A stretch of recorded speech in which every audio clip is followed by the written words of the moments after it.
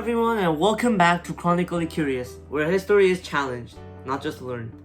I'm Lee, your host and guide through today's topic of history. This week's topic is the rise of empires, and 2 weeks ago I uploaded a post that we're going to pick a debatable question in the comment section that goes with the topic. And the most intriguing question brought to us by one of our subscribers' comment was, is empire formation an inevitable part of human history? It was written by a user called Obsessed to History. I sincerely thank you for providing a meaningful question to us. Now let's talk excitedly about crossing through dynamic exploration of historical debates with bold various perspectives. And by the means of bold various perspectives, with me are the two sharpest experts in the field. First, joining us from London School of Economics, LSE, where he is Professor of International History and specialized into Russia's intellectual history in the 20th century. Please welcome Professor Vladislav Zubok, whose research into rise and fall of Soviet Union has sparked new conversations in academia and beyond. And on the other side, we have Professor Michael E. Smith, renowned for groundbreaking ideas and working on his most notable book, The Aztecs, briefly introducing about what an empire is. Empire can be defined in multiple ways and has had various models throughout the history of civilization. The common empire definition can be summarized by a nation-state that has control over multiple territories that all answer to the authority of one ruler. It can basically be summed up as any country, nation, or state that simply has a ruler that is titled as a worship leader, no matter how small or expansive their governing territory may be. And an empire, there are some common characteristics of an empire that is slightly different to what is like the concept of country. It had a strong central government that controls territories that are from diverse peoples through conquest or influence, often without fixed borders permanently. They rely on powerful militaries to expand, defend lands, and keep order. Empires extract taxes, tribute, or trade from outer areas to build wealth or infrastructures, like roads or bureaucracy for management. They spread culture, religion, or ideology from the center to unify groups and justify rule. So, now I want to ask Professor Zubok on what factors contributed to its meteoric rise of Soviet Union during the 1920s and 1930s. First, let's dive into the geographic factors. The Soviet Union was the largest state in the world, covering about 22.4 square kilometers and containing diverse ecosystems. How did geography play a role in its rise? Now that is a very major question for how Russia evolved into lands of Soviet. The vast landscape from Arctic tundra to arid plains provided ample natural resources. Areas like Urals and Siberia were rich in coal, iron ore, oil, and natural gas. These resources laid the groundwork for industrialization, enabling the Soviet regime to fuel its economy and military ambitions, typically in 1930s and 1940s before the World War II happened, during Stalin's 5-year plan to change from agricultural to industrial country. So, are you claiming that the geography wasn't just a backdrop, it was central, or perhaps should I say vital, to the Soviet strategy? Absolutely. The variety of resources was beneficial in countries' development. The large terrain also facilitated relaxed industrialization and establishment of new agricultural networks before it was unstable. It also made them strive by manufacturing products that strengthened the nation to be rich and powerful. Additionally, it allowed the regime to mobilize its vast population across regions effectively. Next, moving on to politics, what were the key elements of the Soviet Union's political structure that led to its rise? Soviet Union was characterized by a one-party communist system, particularly under strong leaders like Stalin. Decentralized power allowed for swift decision-making across diverse territories, which was crucial for political cohesion. Now I see. So you mentioned repression and control. Then, how did that fit into the picture?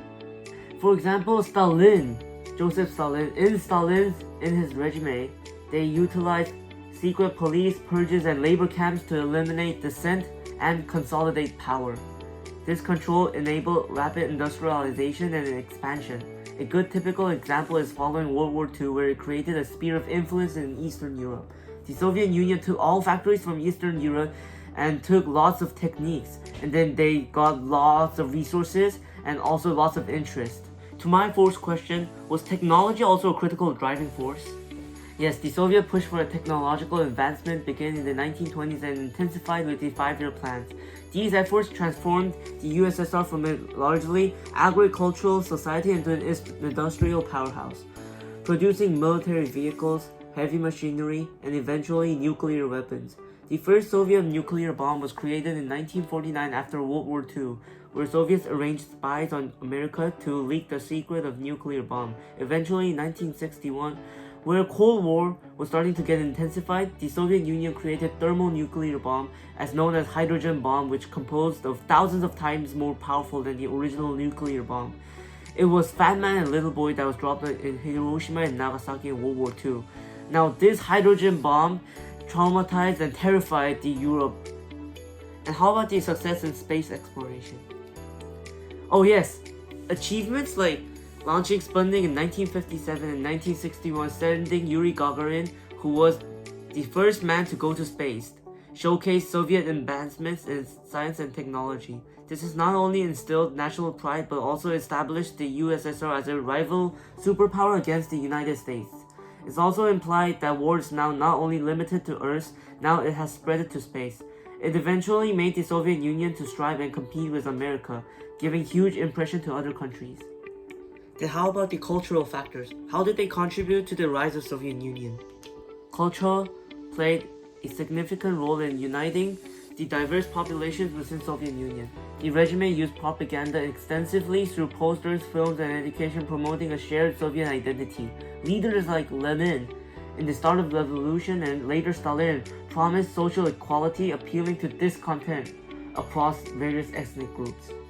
Now finally, moving on to Professor Smith, what can you tell about us about their political organization? The Aztecs developed a highly structured political system. The key political factor in the Aztec Empire's rise was the formation of the Triple Alliance in 1428 between Tenochtitlan, Texcoco, and Tlacopan, which united their forces to defeat rival city-states and expand dominion. Tenochtitlan became the leading power, establishing a system to control client city-states through tribute and local rulers, which fueled rapid territorial growth.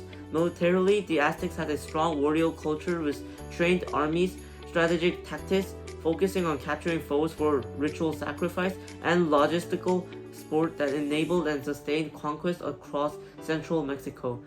Their rise combined effective political alliances and dominant military organization to build and maintain a vast tribute empire. How did the Aztec economy function and support their empire?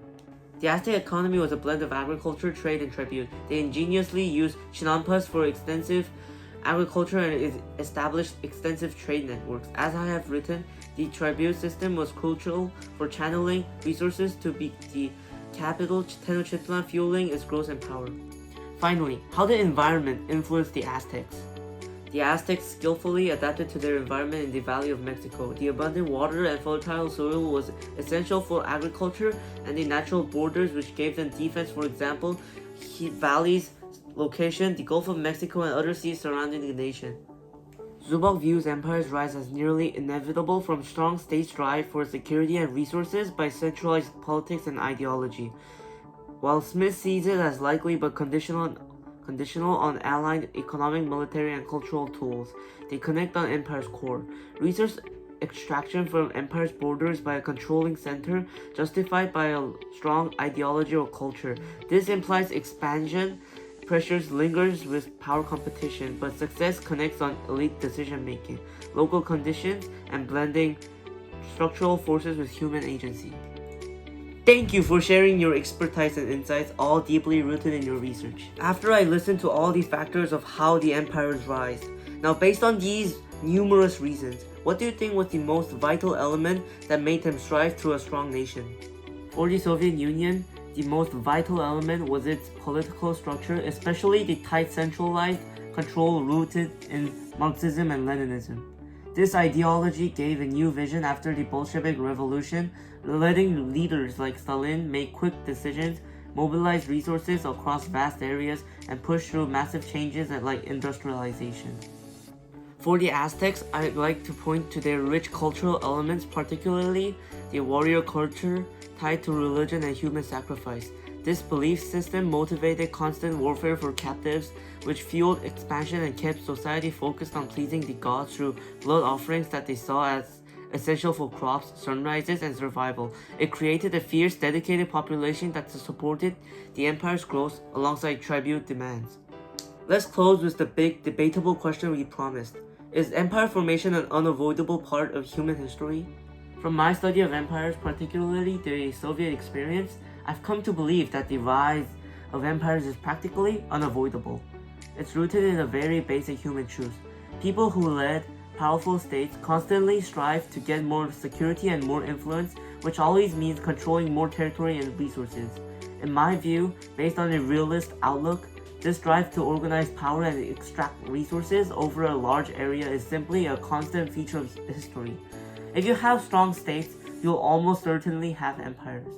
My research into Aztecs leads to me disagree slightly. I don't think empire is guaranteed, but I do see it as a very likely result where certain circumstances line up perfectly. We saw many groups in the Valley of Mexico creating agriculture techniques and military structures, but the Aztecs were the only ones who truly mastered it and used it effectively. They weren't just lucky. They were the best at mixing economic and cultural elements like their advanced farming with political ruthlessness. As I have showed in my work, the Aztecs. So, while the structure of empire is a key part of human history, it's not a mandatory progress. It's a consequence of smart, aggressive choices made in complex situations. Both the professors, Zubok and Smith, explored the rise of empires but offered differing viewpoints to its inevitability.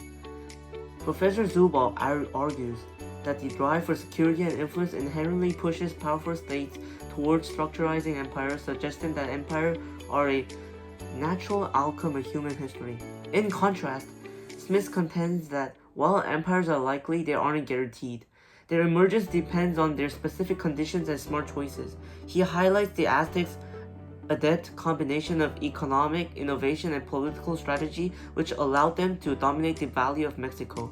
Together, they illustrate that although a drive for expansion exists, the formation of an empire ultimately connects on a blend of political structures and strategic agency.